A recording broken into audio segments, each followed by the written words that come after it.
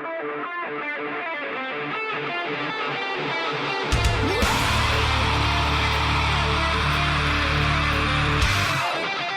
ready to kick this bitch off? Let's do it. All right, here we go. Today is Tuesday, June 24th, 2014, and this is episode 73 of the Defensive Security Podcast. My name is Jerry Bell, and joining me tonight, as usual, is Mr. Andrew Callett. Good evening, Jerry. How are you tonight, sir? I'm doing great. How are you? I am doing well. It is end of quarter, though, so that always adds just a wee bit of craziness to my life. Yeah. But otherwise, all good. Noticed you've been a little more on edge, so... is it, how can you tell? I'm usually so... That's true. Yes. Well, I'll work on that. All right. Don't send Bob after me again. That was unpleasant. Speaking of Bob... oh, yeah? Yeah, Bob... Bob was pretty frustrated, and he really has a good story for me to convey to you. So, Bob has been working with this company who has been compromised, and there's just all sorts of craziness that I think we can all learn from here. So imagine a situation where you have a web server, and that web server is sitting out on a external network. And, let's say that server's running, Windows and IIS. And let's say your AV flags a web shell, right? And, you just ignore it. And then it flags another one and you ignore it. And why would you ignore it? Bob didn't seem to know. So all right. Okay. But that's a great question. And eventually, the attacker managed to upload a web shell that wasn't caught by AV, and the attackers went on to manhandle the site and did all sorts of nasty things as you might expect. But it gets worse. It gets worse. And I don't want to take a step back for a second, because something we talk about a lot is kind of looking at your logs and trying to be in a position where you can detect when somebody's doing something on your network and reduce the amount of time that an attacker is able to work on your system. And we, not only us, but the information security industry in general is pretty brutal about antivirus, and usually for a good reason. But here you have a case where ultimately AV did fail and let some malware be uploaded to the system, but it caught a whole bunch of stuff, and this company wasn't looking. So they're just ignoring all these alerts that are screaming at them. Correct, and it was basically there was a lot of opportunity to notice what was happening. So what happened? Well, so then what happened was they noticed that there was a piece of software installed, which is commonly installed on, and Bob didn't really go into details about what software it was, but this piece of software is commonly installed in larger environments, and it was something that I guess you would expect to be installed on most of your servers, and it creates a local administrator account and has a default password, and apparently the default password was still the default password, and lucky enough for the attacker, unlucky for this company, the attacker figured that out and was able to move around using that local administrator, basically RDPing and doing all sorts of kinds of things we've talked about in the past, right? And then then there is another dimension to this. That web server in turn connects to a SQL database server that's on an internal network.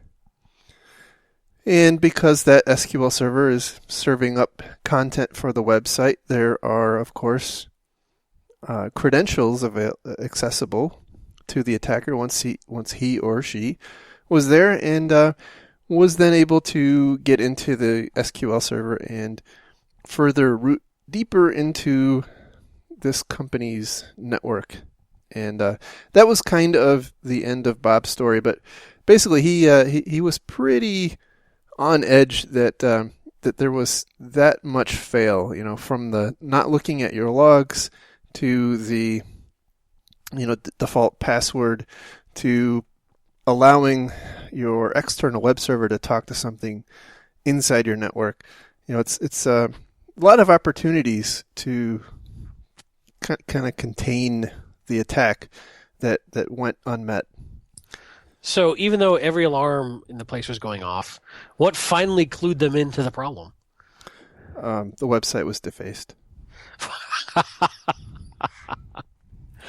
So did Bob's head explode? Yeah, I think so. I think he does keep some duct tape with him to prevent such things from happening.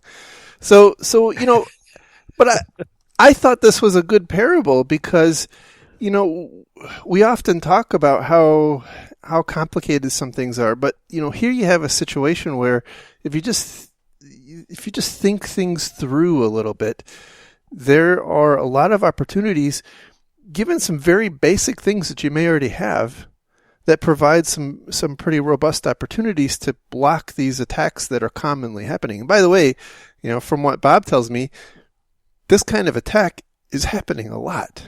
This is not an isolated incident. Yeah. This kind of attack is becoming, very, very methodical. I don't know if there's a hacker handbook out there or what, but he says he's seeing it a lot. Well, and it also speaks to, the bad guys only need to be as good as they need to be. And if we're going to make it easy for them by not even noticing when the security technology we deployed is yelling at us. That's right. You just kind of shoot yourself in the foot. That's right. So anyway, that's that is what Bob had to talk about this week. And from there, we will go into some stories. Hey, let me just say, by the way, all of our comments, all the reviews, all of our observations are those of us and us alone. Do not represent employers, past, present, or future. Yeah, and certainly not Bob. I mean, I don't even know where Bob works. I don't know that anybody does, really. That's true. And nothing Bob says is representative of anybody's opinion, but Bob. That's right. Anyhow, I actually have two stories that are kind of related. I want to talk about them together. The first story comes from Tripwire, and the title is "Covert Acoustical Mesh Networks Present New Attack Vector." Wait. We've ever heard this before. Bad BIOS. That's right. And that's why I wanted to talk about these two stories. The other story is about some NSA hardware being reverse engineered. So anyway, let's stick on point with this one. Anyhow, I have to believe that this did in fact come out of the bad BIOS thing. Basically, these researchers kind of got the idea that, hey, let's see if this is possible. Let's see if this whole concept is possible. And sure enough, they took basically a protocol, a mechanism that was developed for subsea communication, and they wrapped they basically wrapped an IP stack and a routing protocol around it. IP stack is probably being a little generous, but basically they ended up with this system where they can, through some arbitrary number of nodes, route, obviously a very low bandwidth connection, but a connection nonetheless from a target PC through what they call drones out to the exit node. So kind of neat. The second story, which is kind of related, comes from the Register, and the title is "Hackers Reverse Engineer NSA Spy Kit Using Off-the-Shelf Parts." And this is there's not a lot of detail exactly what they're doing here yet. Basically, they talk about using some software-defined radios and really basic electronic components to broadcast for instance, video signals, and then use your SDR to receive that, and you have to write some software to demodulate it, and now you can see what's going on. I think this is kind of a lead up to some DEF CON or Black Hat presentations that are coming up. But the reason I wanted to put these two stories together is that, in my mind, this shows that, it's not necessarily the technology that is the limiting factor. It's just the creativity, right? And so now you kind of put people on the tracks that say, hey, what about supersonic communications or ultrasonic communications or radar-based bugs. All you got to do is give people the idea, and now they're off to the races. And the thing that concerns me from a security perspective, and I have this concern kind of the whole way through with all of the NSA stuff, is there's a heck of a lot of people who are really creative out there, and we've unknowingly, right, planted some really nefarious ideas in people. And my expectation is that maybe not next year, maybe it'll take a couple of years, but I suspect we're going to start seeing some of this stuff showing up at your local bank. Well, this is why we really need to regulate all this, right? I mean, all these security researchers, all these ideas, really, before they publish anything, I really think should go through government vetting, and only safe ideas should be shared. Well, that's true. I mean, to protect the children. Clearly. Okay, no, I can't say any of that more with a straight face. Sorry. Yeah, it is interesting, and this is a cheesy comment to make, but it reminds me so much of science fiction, right? You look at all the science fiction that was written, like, say, let's look at all the stuff in the original Star Trek. How much of that guided scientists in their thought process of things to create? And, that's kind of one of the roles of futurists and science fiction folks is to think about the evolution of things, and then we sort of chase that idea. I don't necessarily think that's a bad thing. I think it's incumbent upon us to keep an eye on this stuff, though, so we know. It's just going to get more complicated and more sophisticated. When you've got working prototypes of things like bad BIOS, how are you going to watch for that? Well, now I've got to have an ultrasonic IDS that's monitoring for patterns in ultrasonic. That's right. That's right. Boy. And by the way, I had the very same thought about Star Trek and whatnot, and its influence on modern day technology when I was reading these articles. And I think that's exactly the point. And we do. I guess my point is that things are going to get a lot more complex in relation to this, right? So, this stuff, whether we like it or not, this stuff is out there. It's only going to become more accessible and more pervasive. There's a flip side, though, which is that good ideas propagate as well. That's right. And clever new defensive technologies and such definitely propagate as well. So, I think net it's a positive. I was joking earlier, obviously. I like the concept of information being out there, but with that freedom comes the downside and the risk, which is that it can be abused.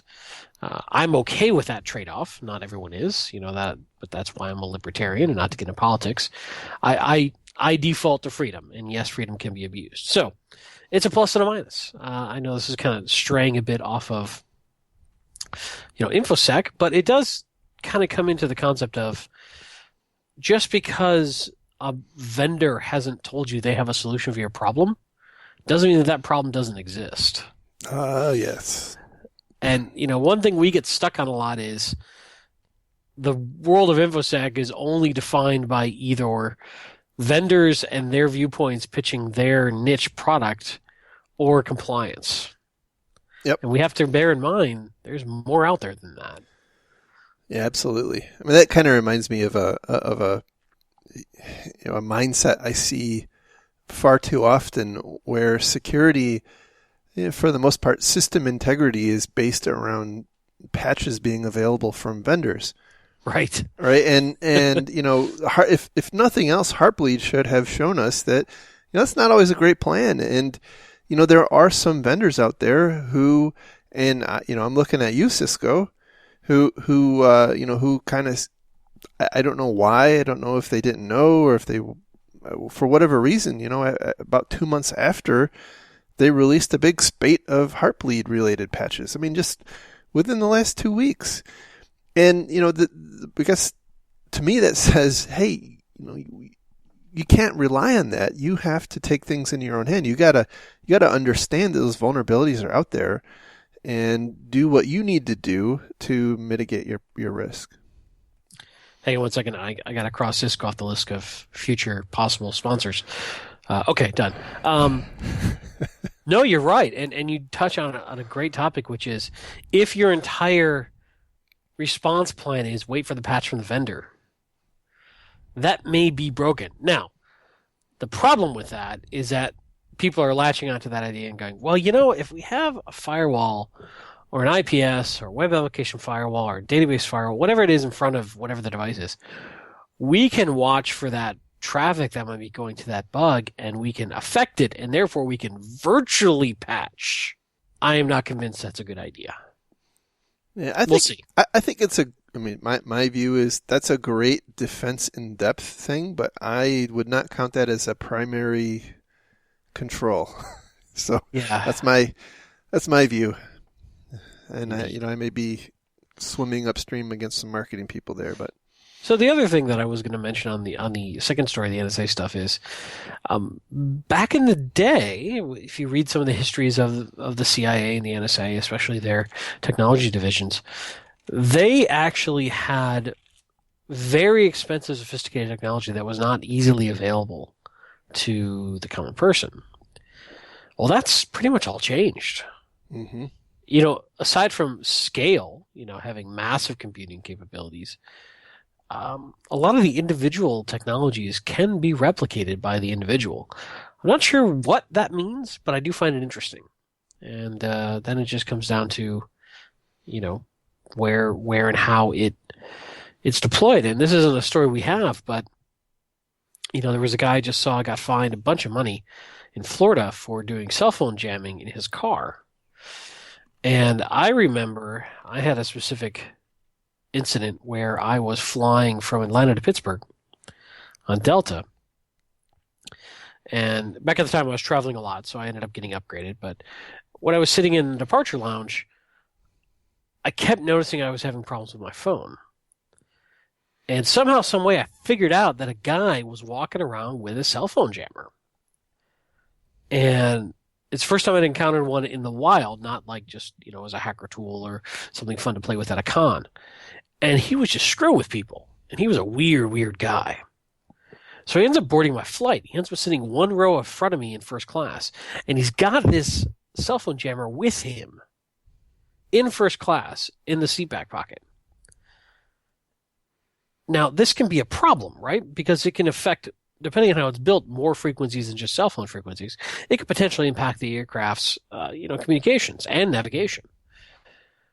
So this was post 9/11. So I grab one of the flight attendants, I pull him back, and I go, hey, that guy has a cell phone jammer active on him right now.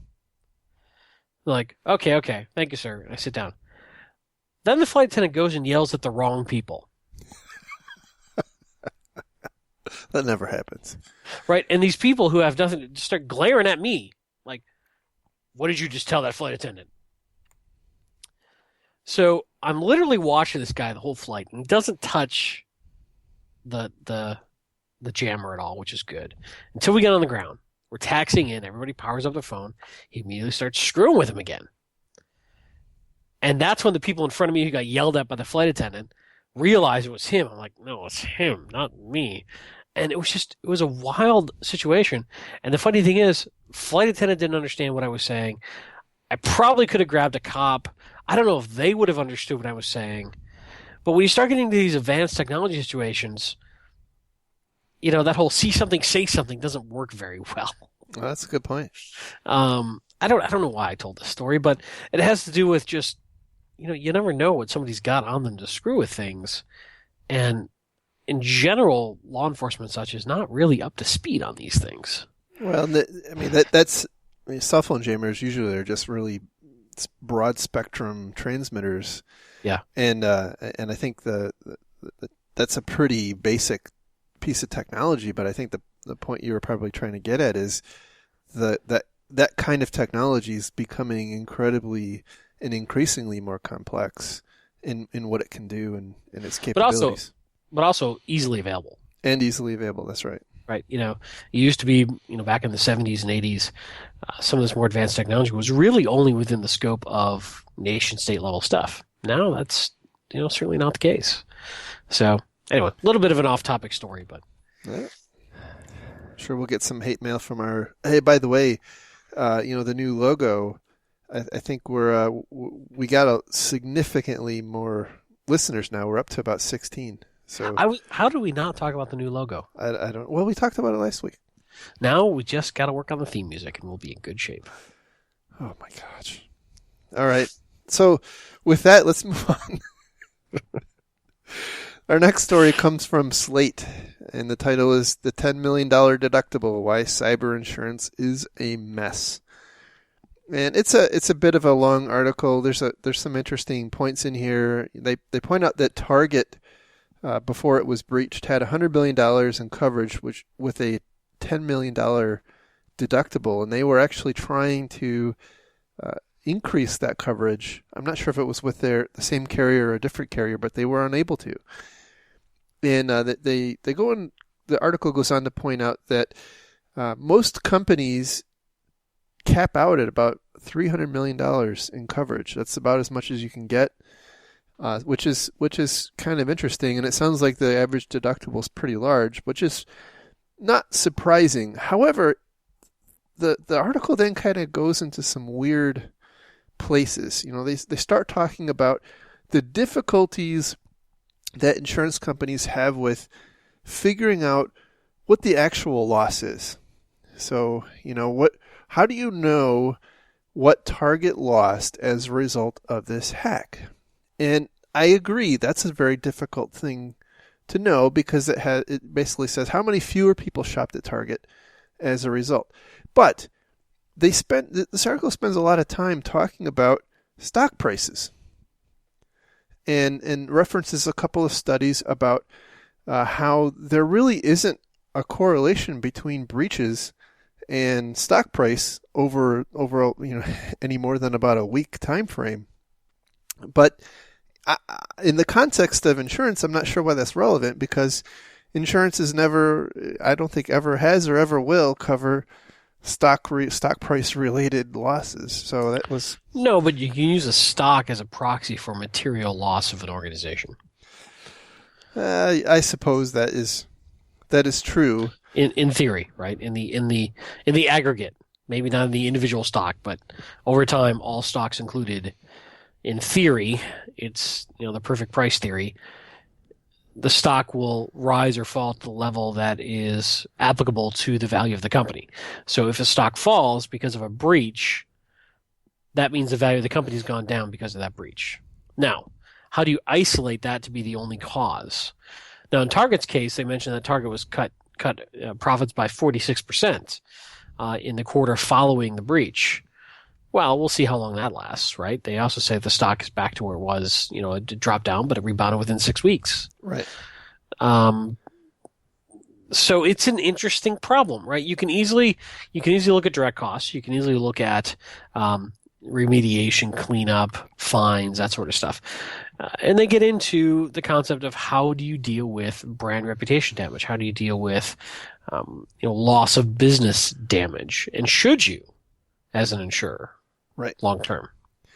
And I think that's the point I was wrestling with a little bit. Is it's again it isn't necessarily about the stock price, and you raise a good point about it, about the stock being the barometer for what's happening inside the company. Although, I still dispute that as just the study itself points out that there's no linkage. Is there no linkage, or is there no material cost long term? Right. They're saying they're not seeing an appreciable correlation between a stock price decrease post-breach, that the stock is not affected long-term. So you could look at that two ways. You could look at that as, A, the stock price is not reacting to the breach because there's just no good way that those two things are connected, and they shouldn't be measured together, and correlation is not causality. Or you could say that the breach and the stock market's reaction to the breach is muted, that we've gotten to a point of sort of breach fatigue, and that the investors, in the sake of the market, basically shrug. I think that is part of it, for sure. I think the other, I wrote something about this on a mailing list a couple of months ago. We were having a spirited debate about this. The other thing that I think is probably even more relevant is when you look at how the stock market works, especially with these bigger companies. Most stock shares are held by institutional investors who have, algorithmic trading styles, and they're really, the whole breach thing doesn't play very well into those algorithms. Okay, but let's play that out. Mm-hmm. The breach causes a loss of business or an increased costs, which affects their earnings for the quarter. Those earnings is what. Sorry, I apparently can't speak tonight. Those earnings are what those institutional traders are looking at and reacting to. Well, it's anticipation of what those earnings are going to be. Well, anticipation and then forecasted results versus actual results. Mm-hmm. So one might say then, if we play this out a little bit, that a massive breach a la Target has had an impact on earnings. Their profits went down 46%, at least thus far. It'd be interesting to watch time over time how that affects things. Mm-hmm. But it's also difficult to know where their earnings would have been otherwise. And I think that is the big problem. Again, going back to those institutional investors, there's, it's kind of like, why does China not dump the U.S. dollar?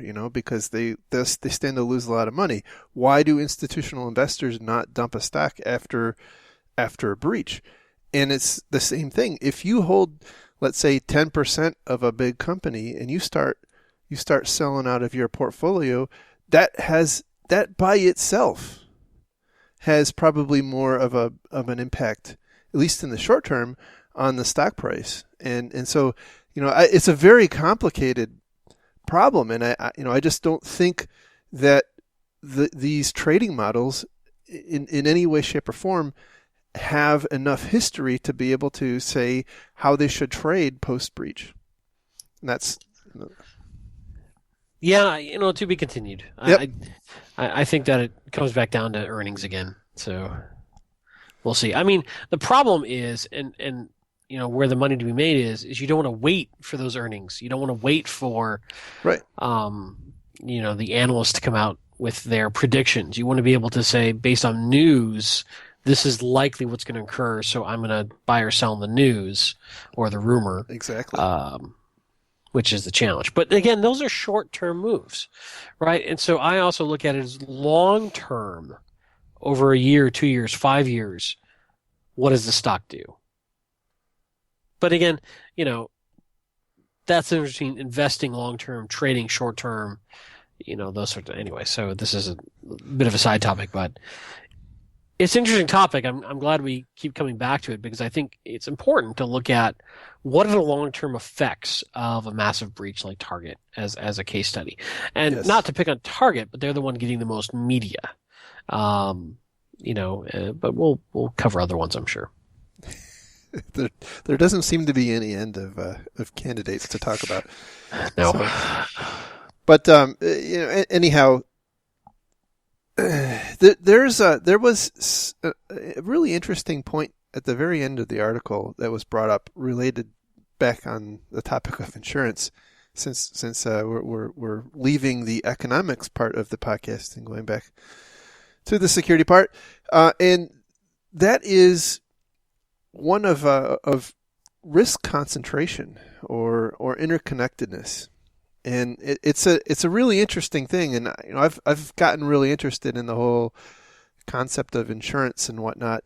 And when you read about how insurers work, they like to diversify who they're insuring, so that you don't have everybody coming forward and making a claim at the same time, right? But in the world of technology, it's not inconceivable that you have some really bad thing, whether it's a virus or an attack or whatever it might be, conceivably could attack all of your customers or some preponderance of them at the same time, because there isn't the concept of geographical separation or whatnot. And that's the point. Anyway, it's an interesting idea that I hadn't really thought about. It is, but it also sort of assumes that across your customer base, they've got very similar systems and susceptible to similar problems. And yeah, it absolutely does. For sure. There's a lot of variability out there. Yep. Anyway. Anyhow, so moving on, our next story comes from CNBC. The title is Cybersecurity Firm Says Large Hedge Fund Attacked. The cybersecurity firm is BAE Systems Applied Intelligence, and the hedge fund is unnamed. And basically, there was, as the story goes, this hedge fund, someone at the hedge fund received a phishing email. Big surprise there. And then some months later, the traders noticed that their trading system, I guess what I would call their model, right, wasn't working the way it used to. They weren't being as effective as they were. So when they looked under the covers, they found some malware that was inducing some slight delay on the order of milliseconds in their trading platform. And that was causing them to, apparently lose out. And what was interesting, when I first read the story, the first thing that came to my mind was, they had Bitcoin miners on them that were just sucking up CPU cycles, making the computer slow. Which back in the day would have been like SETI at home or something. Yes, exactly right. Exactly right. But, I guess there's two things. One is, obviously, we don't know any details about how, other than the phishing part, how this happened. But I would imagine kind of the normal methodology that's kind of coming to the surface probably was followed.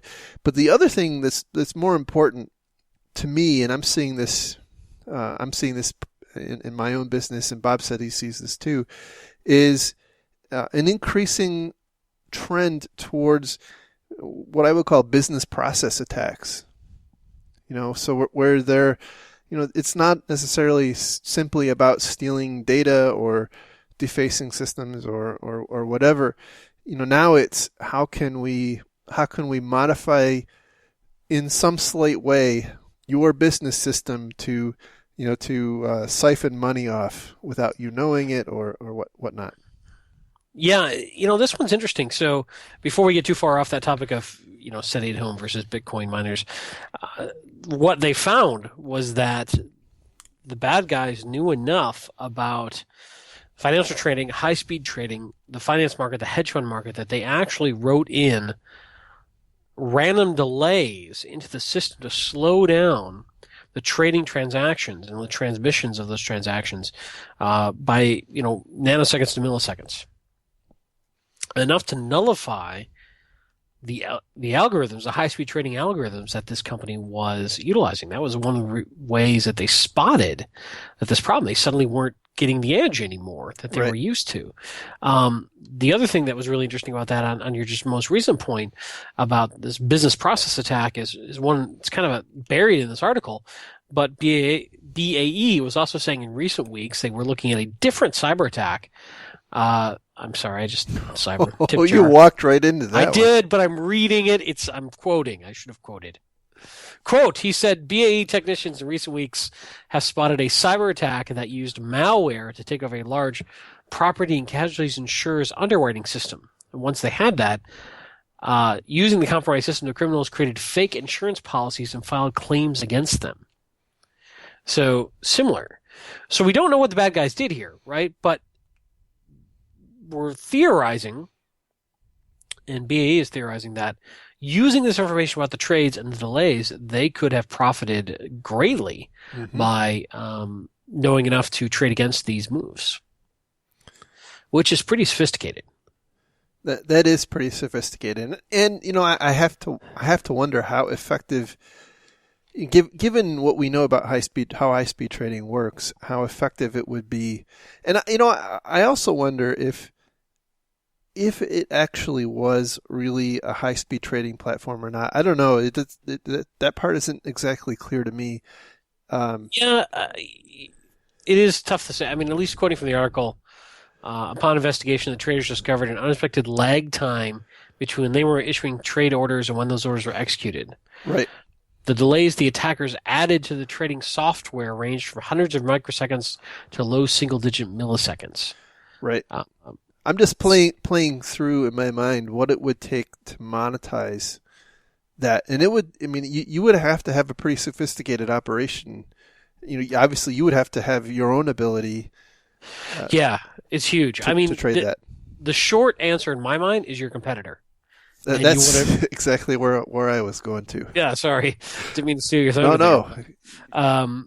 It's if you're a competitor and all you want to do is hurt their trades, the easiest thing to do is slow them down, right? And then just be passive.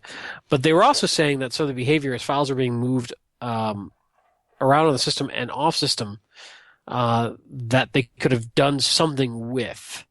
So the malware recorded details of the orders, they say in the story.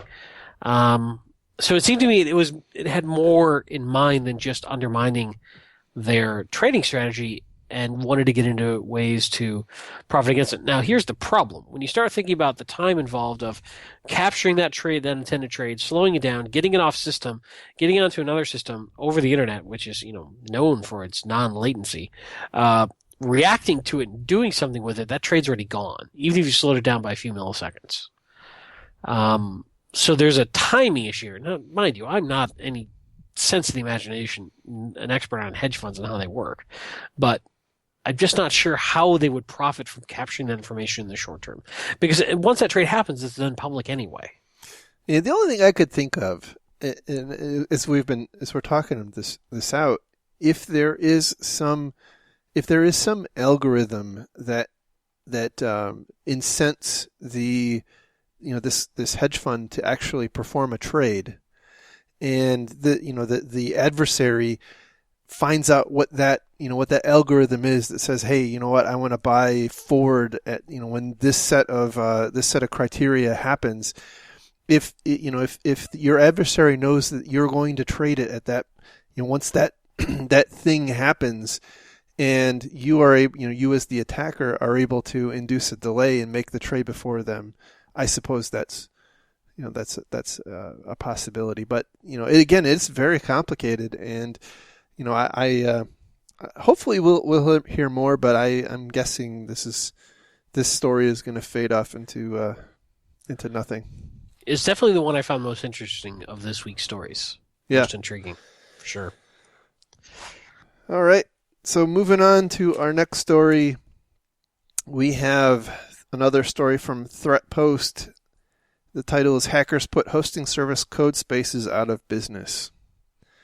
And this is an interesting parable about what can happen. And Codespaces was a code repository, GitHub style company, and they prided themselves in availability and redundancy and all of that kind of thing. And that was essentially what you bought when you went with them. And in fact, some of their marketing material touted how available and accessible, and how you would be silly to try to match their level of redundancy on your own. In fact, I'm going to quote because it's awesome. Quote from the article: "A cache of the CodeSpace services included promises of full redundancy, and that quote is duplicated and distributed amongst data centers on 3 continents." And quoting their own propaganda, "Backing up data is one thing, but is meaningless without a recovery plan. Not only a recovery plan, but one that is well practiced and proven to work time and time again, Codespaces said. Quote, Codespaces is a full recovery plan that has been proven to work and is in fact practiced. It's so painful to hear that being read, knowing now what happened to them. Because, in essence, again, to quote the article, because they set up so nicely, Codespaces went from a viable business to complete devastation out of business within 12 hours. Yes. So this is a great example of what not to do on a number of levels. Obviously, and I guess we'll get into that, right? So the story goes, they started being DDoSed. And then apparently somebody allegedly accessed their EC2 control panel. They were hosted on Amazon Web Services. And they received an extortion email. Obviously, they don't say what was in the extortion email other than that there was one. And that apparently started a investigation. And the Codespaces people determined that nobody had accessed their machines because the private keys were locked away secret. But in the meantime, apparently, I'm assuming that what they were thinking about there were the individual server images, and not the EC2 control panel. Well, at some point, they came to realize that their EC2 control panel was compromised, and so they went through and changed the passwords with that on those administrator accounts. But apparently, so the story goes, the bad guy created some backup accounts, and then once the attacker realized that he had been made, he started deleting everything. And what seems to be the case is that this company's entire infrastructure, which, as far as I can tell, was in fact spread across 3 continents. But Amazon lets you manage all of that stuff from one convenient little place. The attacker had the ability to just delete it everywhere, everything, all of their backups, all of their redundant copies, everything. And to me, it's I guess the struggle I have is you gotta, when you go into this kind of business, right, you've got to understand what your threat is. So yes, it's awesome that you are on 3 continents, and it's great that if somebody attacks a server, right, you have a whole bunch of others that you can fail over to. But clearly they completely missed the boat. That if somebody entered their control panel, the entire thing could be shut down. And this, in my mind, and I see this everywhere I look now with all of these stories, it's a failure of threat modeling. It's just completely not understanding what the threat actually is and how it can materialize. Yeah. And without that, how can you put controls around it to mitigate it? Yes, exactly right. And I with all of these breaches, I think that's becoming one of the really common underpinnings, is just a failure to understand what the actual threat is. So here's the question I have. Have we gotten to a point where it's become impossible to understand? That it's just far too sophisticated and far too complex? Or are we just sucking that bad at it? It's probably a little bit of both. But so I walk into company after company after company and ask, hey, what's your network map? We don't have a network map. It's too complicated. I mean, if your network is too complicated to have a map, then I think it falls into that "we suck too bad" category. I don't know that I agree or disagree yet, but we suck too bad because we are letting it get away from us. How about that? It is too complicated. If it's that complicated that you can't have a map of it, it's obviously too complicated to understand what all the threat vectors are. Right? I mean but isn't complexity then the enemy? Absolutely. Absolutely. I mean, ask Target. Yeah. It's an interesting question. And when I look at folks who are security architects, quote unquote, at major businesses, that's in my mind a big part of what they should be doing is understanding how all this stuff connects together. Absolutely. And I just, I don't know if this is headed towards a security conference talk or what, but it just seems like we have as an industry, we have just an utter failure to be able to enumerate what those risks are so that we can go address them. Because that's every one of these happens as a result of a blind spot that wasn't addressed. Whether it's not looking at your AV logs or not realizing that your heating and cooling vendor can get through your extranet system into your domain controller and onto your CDE. It is complicated, but at the same time, that's why we're here. Yeah. So anyhow, back your crap up. I mean, if there's well, and make sure that your backups can be deleted from the same. That's spot. Exactly right. They had backups. They just were all impacted at the same point. Yeah, and but logically, and I guess this comes back to the whole threat thing, right? When you back in the old days when pterodactyls darkened the skies and we backed up to tapes, you would take those tapes and send them to Iron Mountain, and you did that so if your building burned down, your SAN and your tape drives, and your tapes didn't all get lost at the same time. But Jerry, it's all in the cloud now. Yeah, cloud. It is all in the cloud, and it's not separating those two is kind of like having your tapes inside your data center that burned down, and that's exactly what happened. All right, so practical advice here is back up to another online cloud provider. Yeah, and I have to say, I got to thinking, I wonder why, or maybe pull they back do, up to your local site, or why doesn't Amazon offer some kind of a, or maybe it's just implicit that, hey, you know what, you could buy an entirely separate. Well, dude, if you're root, you can do bad things, and that's what happened here. The guy had admin control over their entire Amazon stack. Right. Right. So is it incumbent upon Amazon to build a service to stop that? No. I'm saying as an option, right? A backup instance which is completely disconnected from your primary your primary account. It wouldn't be. Yeah, I could see a lot of customers going, "That's an administrative headache." Well, I'm sure it is, but it's not a bad idea. 12 hours out of business. Yeah, no kidding. And I'm not making fun of these guys, but the other thing to note here is that Amazon does offer two-factor auth for the console, and that was apparently not in use. That's right. Yeah, and that's also a good point too. But one thing we don't really know, and it's not at all talked about here, is how they got in. That's true.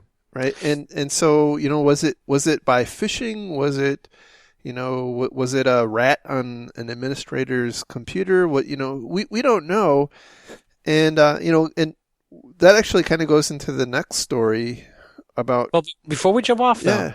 The other thing I want to point out is something we've talked about before, and it was kind of glossed over here. Is once again a DDoS used to mask what was going on, right? Yeah, and that is a theme I think we're going to see more and more often. Absolutely, and yeah, that's a great point. The other takeaway I had, and I'm glad you interrupted me from moving on. The other takeaway I had on this one was this was also a failure of incident response. And the reason I say that is when you look at the sequence to the best of your ability in the article that's presented, right? You come to the realization that they tipped their hand to the company tipped their hand to the attacker, that they were onto him before they fully understood the scope of what was going on. That's a good point, and that is one to keep in mind, especially when you're dealing with an extortion demand. Yeah, exactly. And the thing I was going through my mind when I read that was they really should have taken a step back and looked to see, what was actually going on. And I suspect that's difficult to do, or maybe maybe more difficult to do when you're entirely in the cloud, right? Could be. It also has to do with, people sometimes knee jerk and panic. Well, I think that's exactly what happened here, and it sounds like what happened was they changed the user ID, or they changed the password, and the attacker probably tried logging in and said, "Oh crap, they changed the password. They know I'm here. Yep. Good thing I created all those other accounts." Yep. And then went in and started deleting things. And but again, if in fact that is what happened, why would you not go and take a look? And while you're changing passwords, why would you not go and see, oh, what those other, there's more accounts in here than there used to be? Well, it all depends on how they reacted, right? If their initial gut reaction, and again, we're completely speculating here, is, shit, go change the password, right? Not, let's see what they own and what they don't own. Yeah, but I've been in incident response situations before where not the exact same situation, right? But there has been an active attacker on, and one thing that that I've liked to do, obviously other than nuking and paving, as they say, is going through and taking an inventory of all the IDs, and especially the administrative IDs, and changing the password on every one of them at the same time. Sure. Well, this goes back to a comment we've made on previous shows. Have a plan. Mm-hmm. Now, this is kind of a pocket case, maybe a little tough to role play this particular set of occurrences, but nonetheless, have a plan. Yeah. Yep. I mean, it seems to me like their entire view of threats was based around the actual server images themselves, and not the Amazon infrastructure. Not their EC2 panel. We don't do really interviews on this show. We don't have companies on this show. We don't have marketing folks on the show. But I would love to get somebody who's gone through an experience like this and talk with them through everything and see what could be learned on the show. I have no idea. I'm not promising that. I'm not saying we could have that happen, but yeah, that'd be interesting. I think that would be incredibly useful for the listeners to kind of talk to somebody who's been through this. And maybe we'll try to, as our first interview ever. Have you been pwned? Would you like to be interviewed? Would you like to be heard by tens of people? We can offer you green M&Ms. That's right. That's right. All right. So our next story comes from Medium.com, and the title is How Reuters Got Compromised by the SEA. And boy, did this story take off like wildfire. Yep. And what's probably most frustrating is that Reuters wasn't compromised at all. But this is the fundamental question, right? Who ultimately owns that responsibility? Absolutely. Right? And ultimately, well, okay, I don't want to steal the thunder of the story. No. We'll come back to that. So I'll let you get into it. So a little while ago, Reuters, their website, if you were to have visited their website, you would have been redirected to a Syrian Electronic Army controlled site that had the normal propaganda on displayed on the site, and so all impressions are that Reuters was in fact hacked. And what actually happened was that Reuters' website includes inline content from a company called Taboola. And I'm really glad that I found this article, because now I know that it's Taboola that I really hate when I go to many popular websites these days, because Taboola is the little box down at the bottom of the page that says you might also be interested in all these other really crappy stories. from from other websites, and so it was that particular piece of code that was compromised, and Taboola itself has said that the Syrian Electronic Army compromised Taboola through their normal spearphishing campaign. And what was interesting is that the press release from Taboola said that they use two-step authentication, and I'm not really sure what two-step authentication is. Well, it's a kind of a dance. Where you I assume that's what it was, but step to the left and a hop to the right. Uses like the Microsoft Connect kind of thing. Well, and if anybody gets that Rocky Horror Picture Show reference, I give you points. So anyway, they claim they changed their passwords after that happened, but I have to wonder, given some of the ways that the SCA works, if two-factor is actually a really good mechanism to protect against them, because if they present you with a fake logon page, you're probably going to put your two-factor token into that thing too. So, I don't really know, but in any event, I think you were on the right point that at the end of the day, it was Reuters' site that was that was defaced. It wasn't Taboola's site. It was Reuters. Reuters responsible for whose content they include on their page. And at the end of the day, it is, that they own that. So I think that's the point here is, you've got to be aware of who your vendors are and what kinds of negative impacts they can have on your operations. And yeah, it is interesting. And, the other thing that I found interesting is, does this now start to shift you down the mindset of, all right, for your enterprise desktop images and laptops or whatever, do you automatically install an ad blocker on your whatever flavor of browser you use? I use an ad blocker. I'm pretty hardcore about that on my own box, but my work box doesn't. Mm-hmm. And I'm wondering if that makes sense from a defensive standpoint, because we see more and more of these watering hole attacks coming from the ad networks. And, should we just be blocking them as just a matter of course? Nobody needs to see them. It has no business purpose unless you're in a specific, marketing or social media role.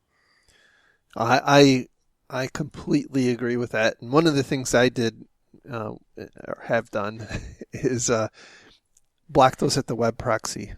Mm. That helps quite a lot, right? It would have helped.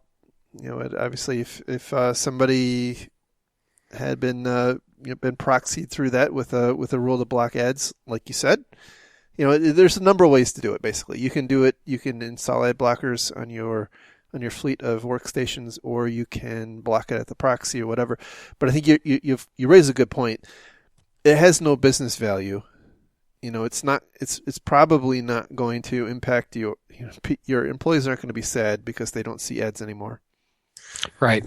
And it's just going to reduce your threat. So, and I think in this particular case, there wasn't any, they weren't redirecting you to malware, but that's kind of ephemeral, right? I mean, it could have easily been redirecting you to an exploit kit. And in fact, I think it was AskMen.com. We didn't get that story but AskMen.com is a pretty popular website.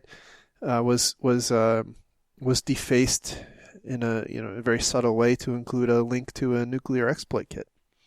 The other thing I'm curious about is, I know sophisticated websites have off-board monitoring that watches for availability, uptime, that kind of stuff. I wonder if that is being used here to detect these sorts of things. I don't know, but it seems like it would make sense to me.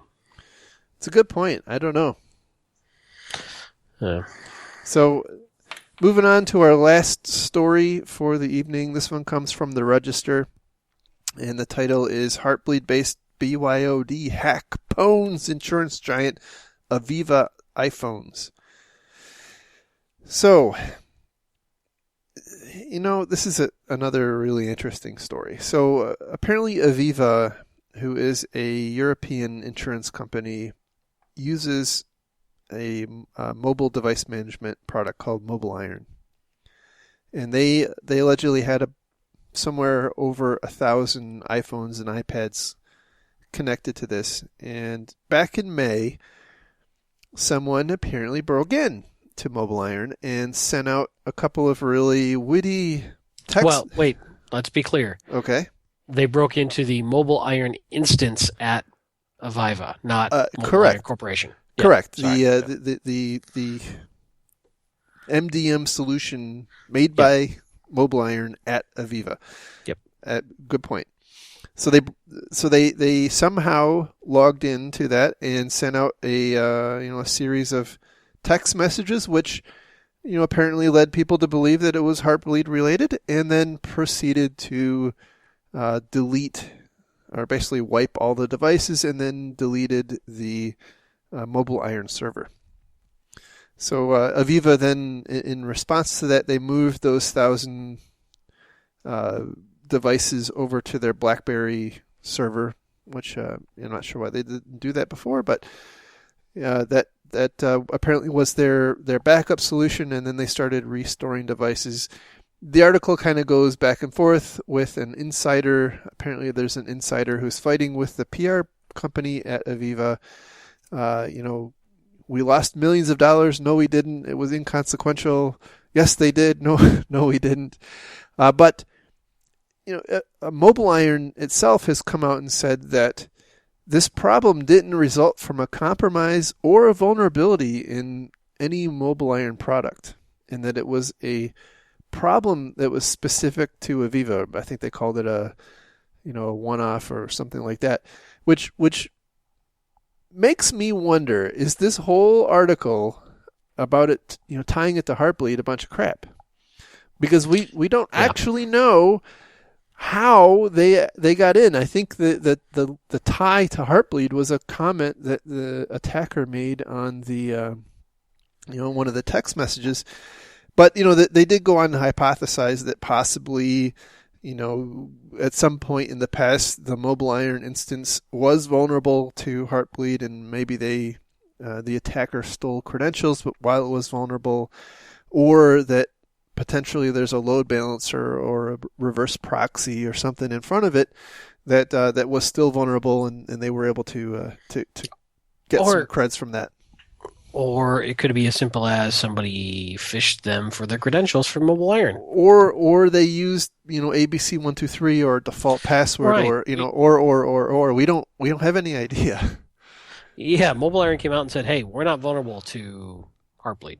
Right, and in fact, they said we even had a webinar on how we're so not vulnerable that we even had a webinar. But to me, there's another lesson here, and this is because it's been a bit of a pet project of mine. I am expecting BYOD to start causing some backlash. I just don't think that people are gonna keep wanting their own personal device to have look here, 1,000 of them got wiped, right? So my own personal phone, I just want to be able to get company email, so I sign up to the server, and next thing I know, my phone is wiped. I would be pissed. I mean, I would potentially not sign it back up, to be honest. But then again, a lot of people are lazy and they don't care, right? So, but this is the kind of reason why I don't do BYOD. No, thank you. You can provide me with a phone and a laptop or whatever it is you want me to use, and I'll be happy to, not have to own any of the, shared security problem either.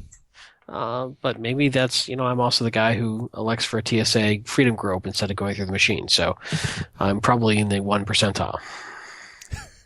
You are not the 99%. I am not. Oh, boy. All right, well, that is all the stories we have, and I think we're pretty far over time. So I appreciate everyone's time tonight, and I appreciate your time tonight, Mr. Callett. My pleasure. Thank you for having me yet again. Absolutely. Have a great weekend, or actually great week. And if you enjoy the show, give us some stars on iTunes. You can find the show on the internet at www.tfnn.com. defensivesecurity.org. You can find show notes and back episodes and all that kind of good stuff. If you have any comments or ideas for the show, send us an email to info@defensivesecurity.org. You can follow the show on Twitter @DefensiveSec. You can follow Mr. Callett on Twitter @Lurg and me on Twitter @MaliciousLink. And with that, we will call it a week. Take care. Bye. Good night.